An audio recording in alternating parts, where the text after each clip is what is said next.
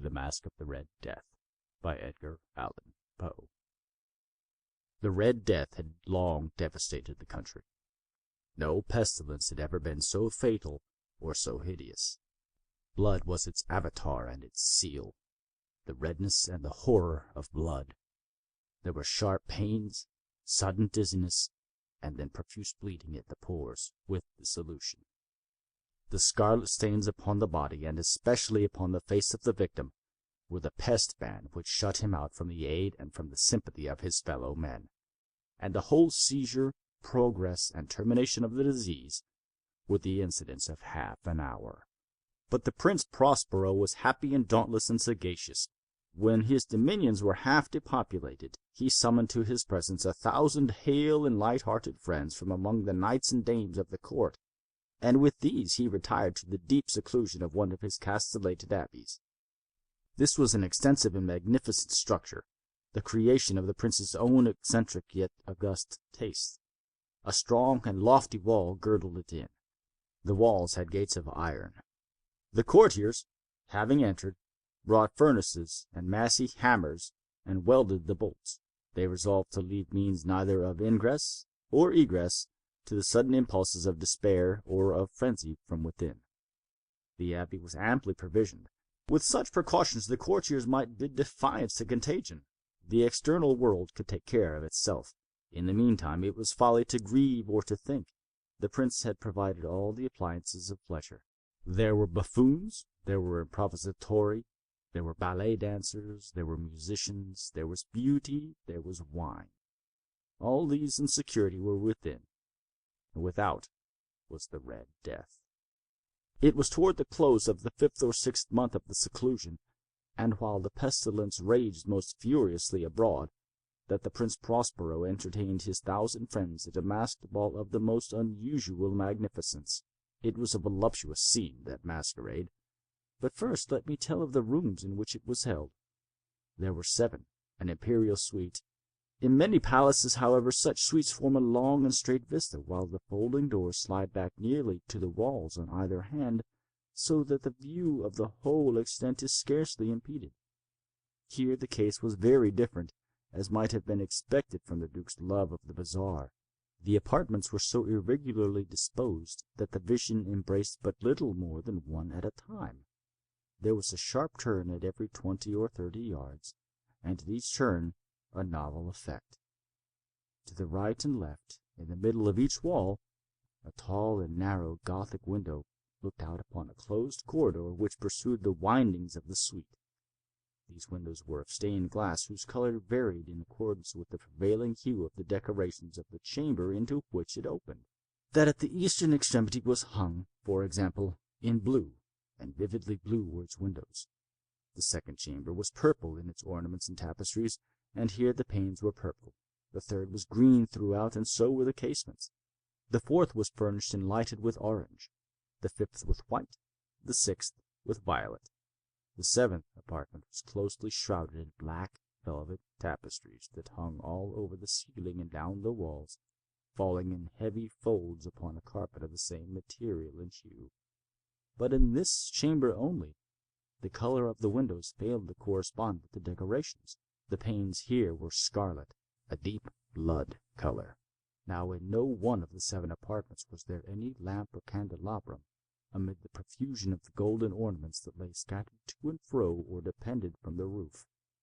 There was no light of any kind emanating from lamp or candle within the suite of chambers, but in the corridors that followed the suite, there stood, opposite to each window, a heavy tripod, bearing a brazier of fire that protected its rays through the tinted glass and so glaringly illuminated the room, and thus were produced a multitude of gaudy and fantastic appearances.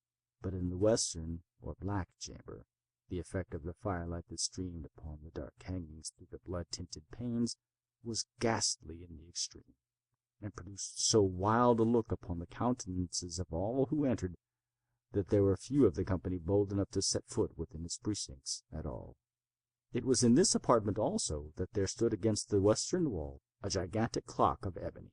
Its pendulum swung to and fro with a dull, heavy, monotonous clang, and when the minute hand made the circuit of the face, and the hour was to be stricken, there came from the brazen lungs of the clock a sound which was clear and loud and deep and exceedingly musical, but of so peculiar a note and emphasis that, at each lapse of an hour, the musicians of the orchestra were constrained to pause momentarily in their performance, to hearken to the sound.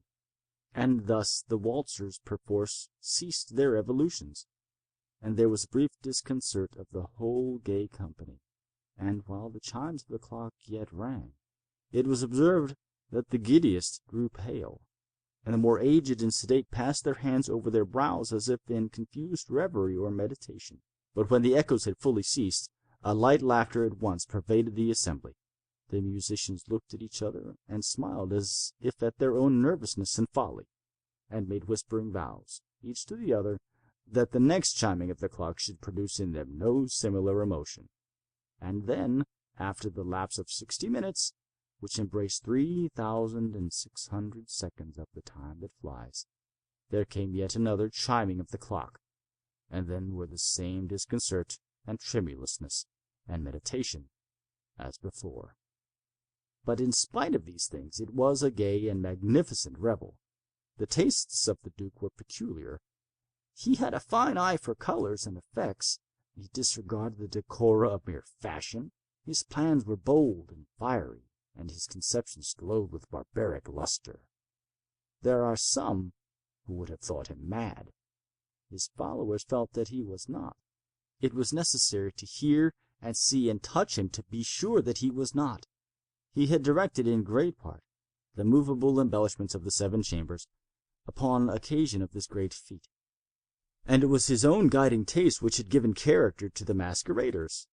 Be sure they were grotesque. There were much glare and glitter and piquancy and phantasm, much of what has been since seen in Hermione.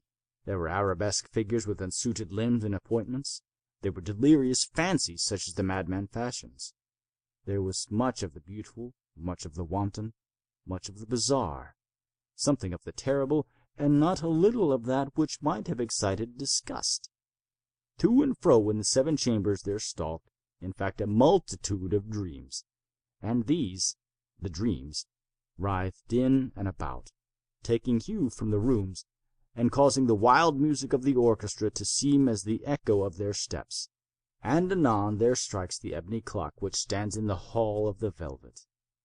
And then, for a moment, all is still, and all is silent save the voice of the clock.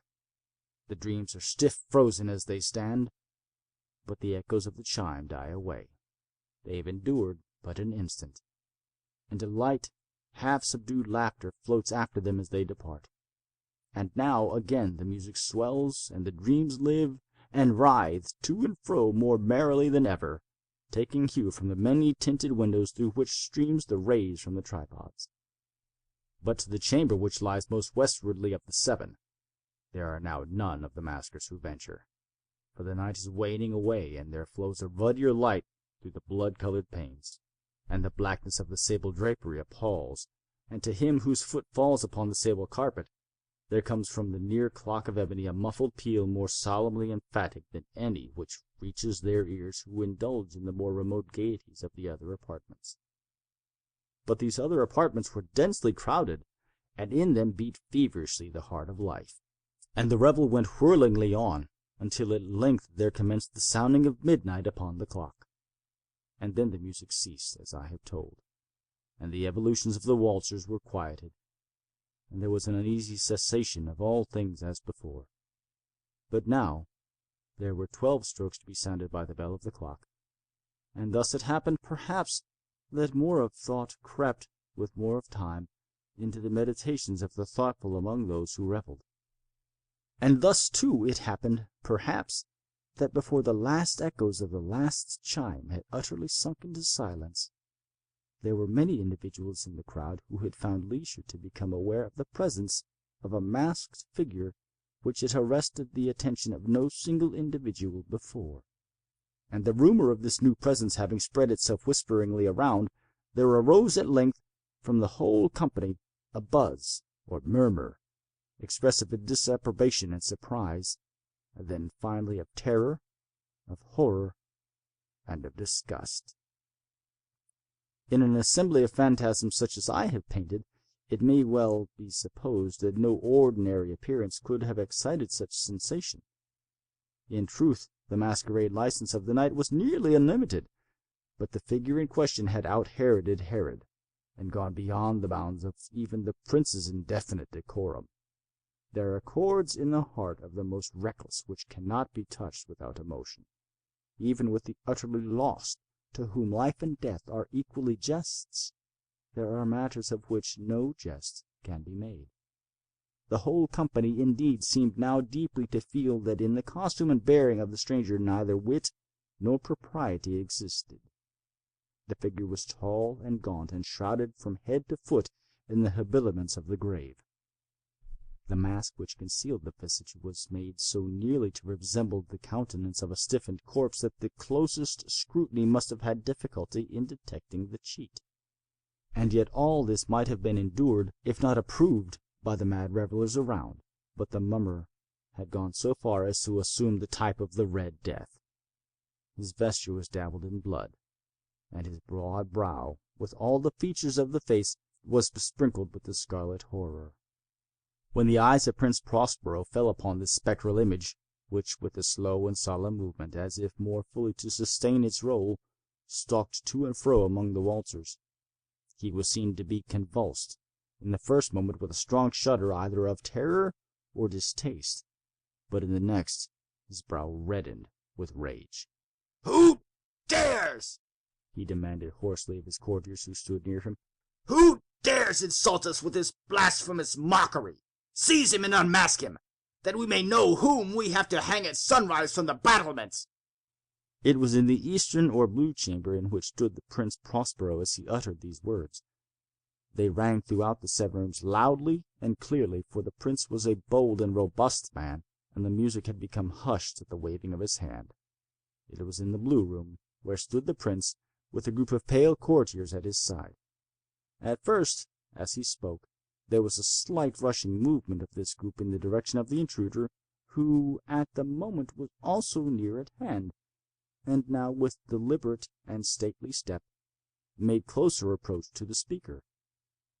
But from a certain nameless awe with which the mad assumptions of the mummer had inspired the whole party, there were found none who put forth hand to seize him, so that, unimpeded, he passed within a yard of the prince's person, and while the vast assembly, as if with one impulse, shrank from the centers of the rooms to the walls, he made his way uninterruptedly, but with the same solemn and measured step which had distinguished him from the first, through the blue chamber to the purple, to the purple to the green, through the green to the orange, through this again to the white, and even thence to the violet, ere a decided movement had been made to arrest him. It was then, however, that the Prince Prospero, maddening with rage and the shame of his own momentary cowardice, rushed hurriedly through the 6 chambers, while none followed him on account of a deadly terror that had seized upon all. He bore aloft a drawn dagger, and had approached in rapid impetuosity to within 3 or 4 feet of the retreating figure, when the latter, having attained the extremity of the velvet apartment, turned suddenly and confronted his pursuer. There was a sharp cry, and the dagger dropped gleaming upon the sable carpet, upon which instantly afterwards fell prostrate in death the Prince Prospero. Then, summoning the wild courage of despair, a throng of the revelers at once threw themselves into the black apartment, and, seizing the mummer, whose tall figure stood erect and motionless within the shadow of the ebony clock, gasped in unutterable horror at finding the grave cerements and the corpse-like mask which they had handled with so violent a rudeness untenanted by any tangible form. And now was acknowledged the presence of the Red Death. He had come like a thief in the night, and one by one dropped the revelers in blood-bedewed halls of their revel, and died each in the despairing posture of his fall. And the life of the ebony clock went out with that of the last of the gay, and the flames of the tripods expired, and darkness and decay and the Red Death held illimitable dominion over all. End of The Masque of the Red death.